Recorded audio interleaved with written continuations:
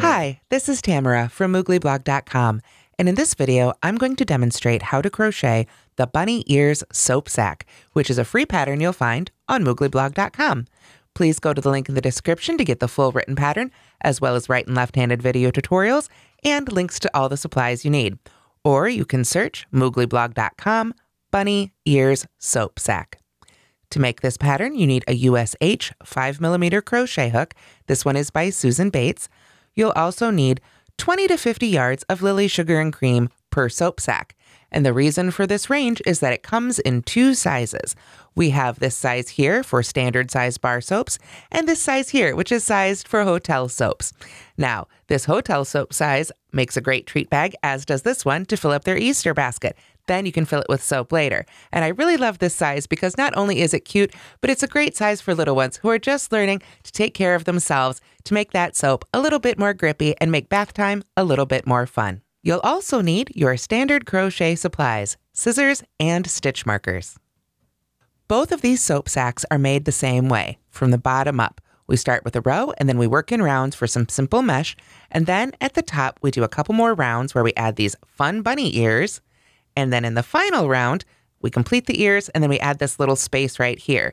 So then you can put in your favorite brand of bar soap right in that pouch, and then just tuck those bunny ears right through that opening right there. That holds the soap nice and secure, and those bunny ears act as great hanging loops for hanging your sack up in the shower when you're all done. To begin our bunny ears soap sack, if you're making the large size, you start with a chain of 13. If you're making the smaller size, you start with a chain of 10. Otherwise, the construction is pretty much the same. It's just the stitches and row counts that are different. So today, for the sake of time, I'm going to demo the smaller one. So I've made 3 chains. I've got a few more to go here. So 5, 6, 7, 8, 9, 10. Let's double count those here and double check rather. 1, 2, 3, 4, 5, 6, 7, 8, 9, 10 chains made.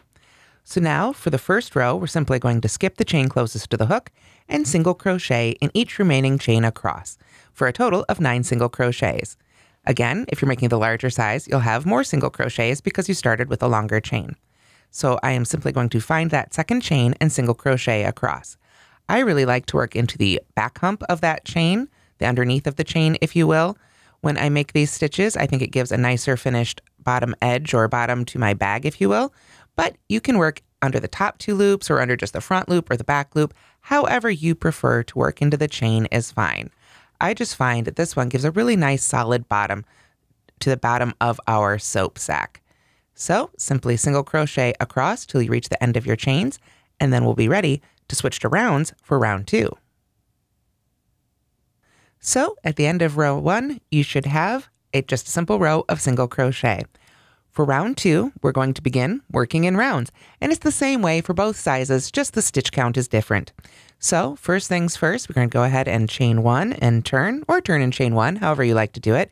And then we're just going to single crochet in each stitch across as if we were still working in rows. So at this point though, I do want to, since we're switching to rounds, go ahead and put a stitch marker right in that first stitch. It's really going to help us out as we continue around even here in round 2. So just single crochet here in each stitch till we get to the end of this row. And I'll see you when we get there. That'll be halfway through round 2.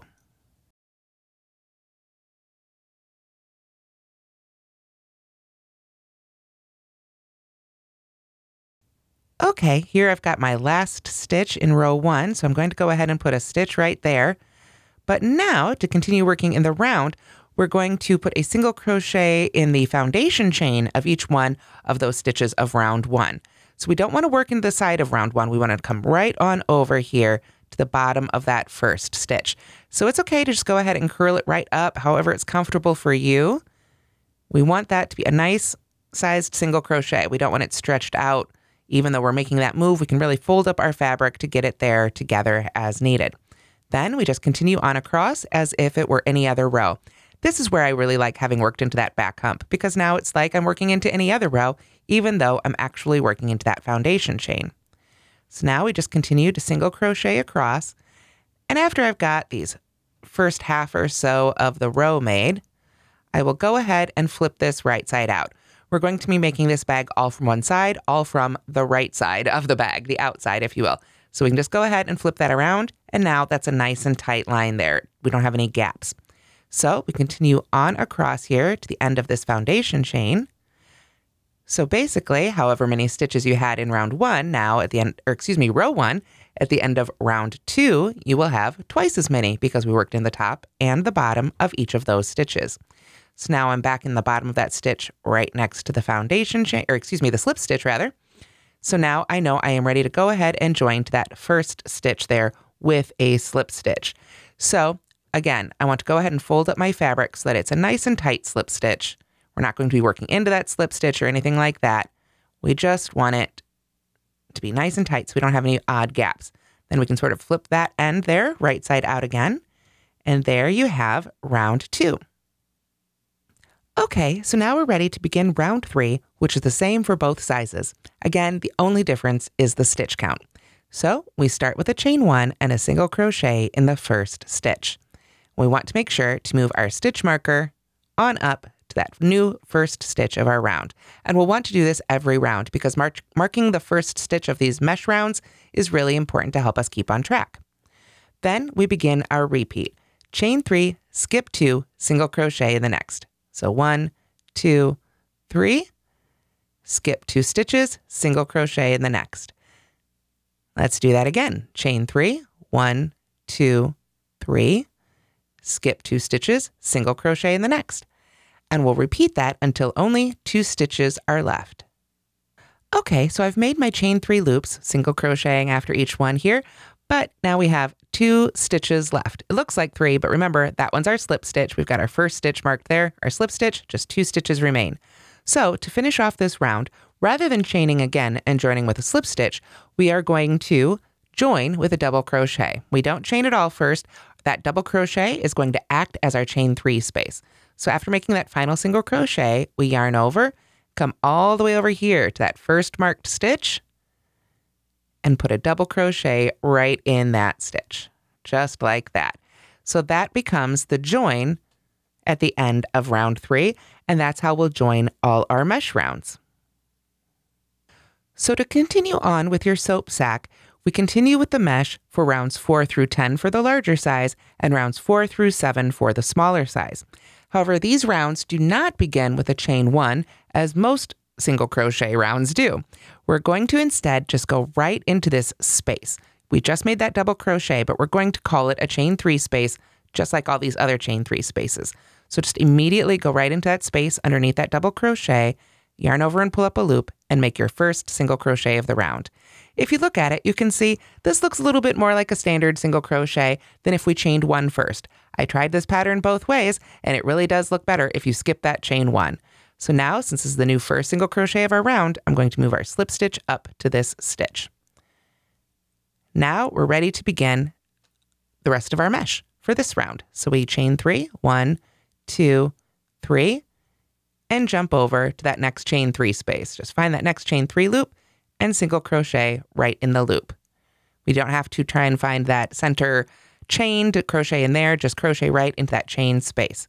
Chain 3 again, 2, 3, single crochet in the next chain 3 loop.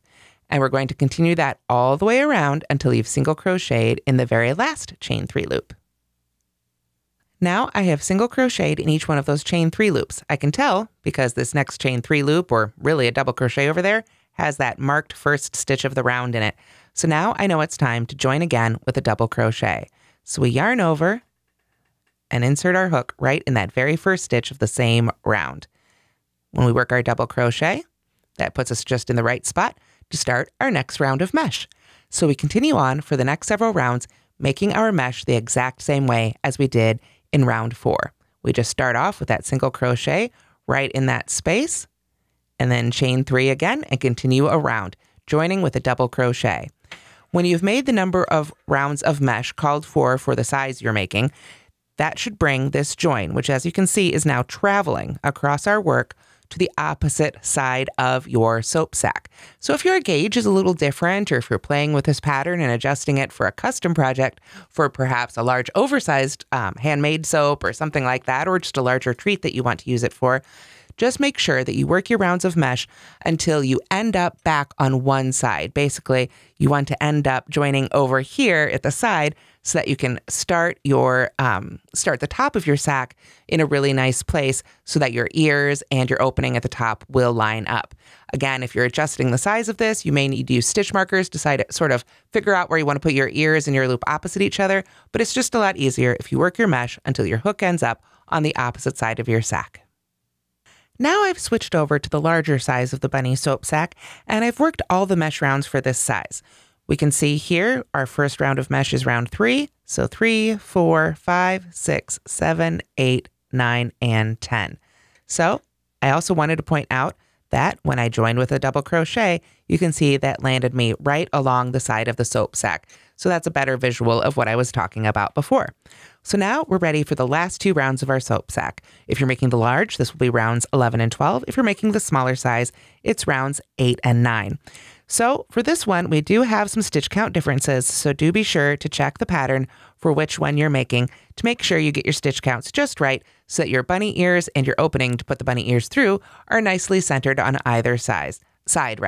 Again, if your gauge is slightly different, you may need to adjust those by a stitch or two. Just take a look at the finished project and you can kind of move those around as needed if needed. So let's continue on as written. I'm going to get my hook back in our loop here and we're ready to begin with round 11. So I joined my final round of mesh with our double crochet. So to begin our next round, we're going to work 2 single crochets around the post of that double crochet. So basically right into that chain space again. So there's 1 and 2. Now I still want to go ahead and move up that stitch marker, still in my first stitch from the previous round. So I will go ahead and put it in the first of those 2 single crochets we just made. There we are. Then to continue around, we're going to work 3 single crochets in the next chain space. 1, 2, 3. And again, these stitch counts may be different if you're making the smaller size. What we're going to do next is work a single crochet in the next chain space, then chain 11, 1, 2, and these can be tight chains. We're not going to work back into them. 3, 4, 5, 6, 7, 8, 9, 10, 11. There we are. Then slip stitch in the single crochet just made. So that's that single crochet we made right before we started chaining. So we just want to come from the side, but go under those top 2 loops. We can sort of wrap our yarn right around the side of that stitch, pull that loop up and through, and then simply slip stitch. We've made our first bunny ear loop here. We're going to add some stitches to it, obviously, but now it's nice and anchored right there. Then we single crochet in that same chain space. Then we make the beginning of our second bunny ear. We chain 11 again. 1, 2, 3, 4, 5, 6, 7, 8, 9, 10, 11, and slip stitch in the top of that single crochet just made. Same thing. We insert our hook under those top 2 loops like we normally would, and then we can just wrap that yarn right around the side of the stitch there and pull it through for our slip stitch. There we are. Then to finish that repeat, we single crochet in that same chain space again, like so, and then we simply work 3 single crochets in each remaining chain space around until we get back to that first chain 3 space, which was, of course, actually our double crochet. Now, I had a little bit of a yarn break, so I had to switch yarns there, so please ignore those tails. You won't normally have a yarn break there in tails, but it happens. I'm using up some odds and ends to make these, and I ran out of yarn, but you should be, of course, probably working from all one skein, so you won't have those tails there. I just wanted to explain them in case anybody saw those and got confused. So right now, I'm just continuing to work 3 single crochets in each of these chain 3 spaces around until I get back to that first one that we made with our double crochet. So I'll see you when we get there. So I've continued to work 3 single crochets in each of those chain 3 loops around, and now we're back at where our beginning. You can see our first stitch there. So I want to go into that chain space, or really that double crochet space, one more time, because if you'll remember, we only put 2 single crochets in there to begin. So now it's got its third, and we can join with a slip stitch to the first single crochet made for this round. And then we're ready to begin the final round of our soap sack. So now for our final round, we're going to solidify those bunny ears and add the small slit for them to go through that closes up our sack. Again, you'll have some slight stitch count variations on this one, depending on the size you're making. And if you're making your own adjustments to this pattern, you'll want to use stitch markers and sort of plan out where you need to put that opening to make sure it's opposite your bunny ears. So to begin, we're going to start with a chain 1, and then here for our larger size, we single crochet in the first 5 single crochets. So we go right back in that first stitch for our first stitch, and you can move that stitch marker up if you like, or you can leave it off. It is our last round. There we are. So there's 1, 2, 3, 4, and 5. And remember, I am making the larger size, so those are the numbers I'm referring to. You can see this brings us up to that first bunny ear right there. So now in this chain 11 loop, we're going to work 15 single crochets. Why 15? For me, that filled up my loop really nicely. It gave it a great look. But if you find that your bunny ear looks better with 14 or with 16 or 17, it's totally fine. It's however many single crochets give it a nice firm look and fill up this chain 11 loop. So the actual stitch number doesn't matter. Just make sure you put the same number of single crochets in each loop of your ears. But you can just eyeball it, or you can count out 15 if you like. The whole point is just to cover those chains really nicely and create those really great looking bunny ear loops.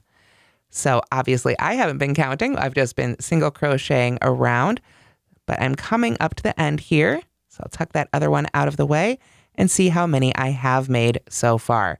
So we've got 1, 2, 3, 4, 5, 6, 7, 8, 9, 10, 11, 12, 13, 14.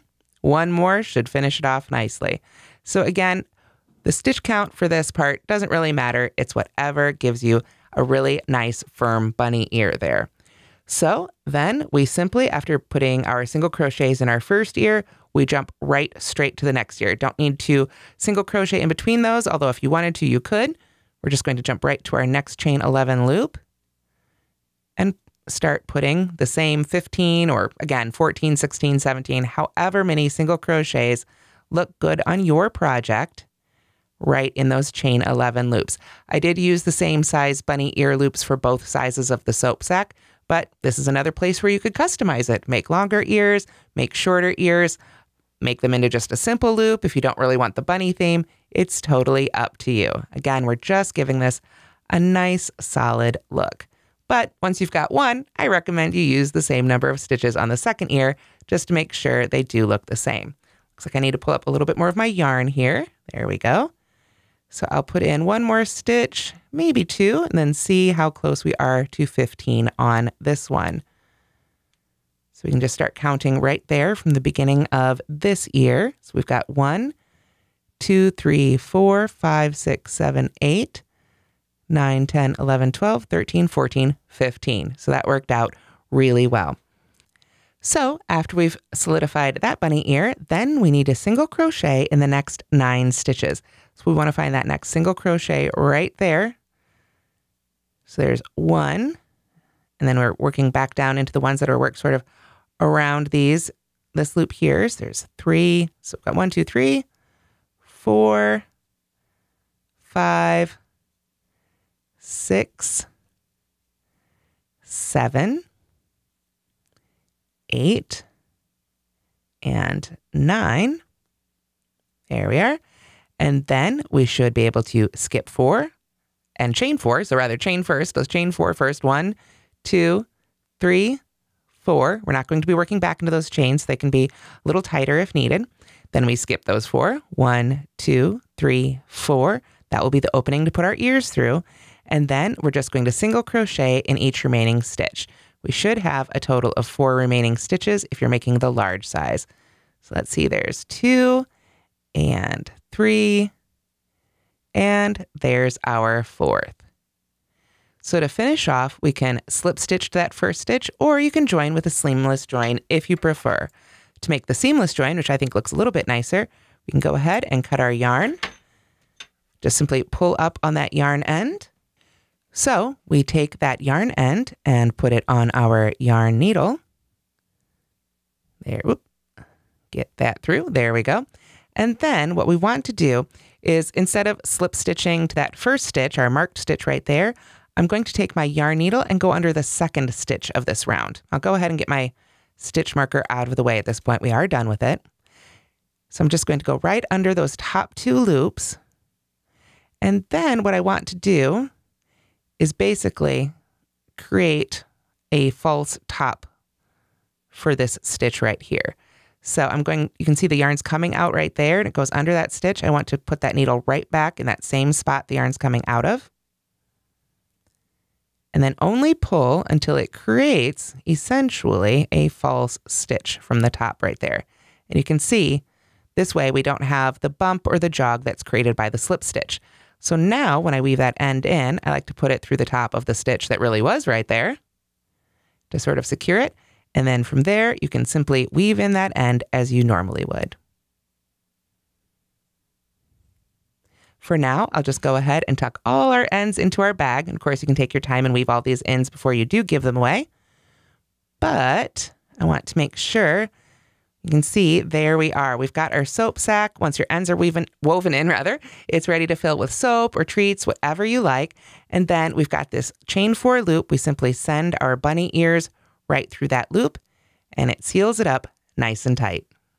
And that's how to crochet the bunny ears soap sack. Again, you'll find the free pattern as well as right and left-handed video tutorials and links to all the supplies you need on mooglyblog.com. Thanks so much for watching, and don't forget to like and subscribe.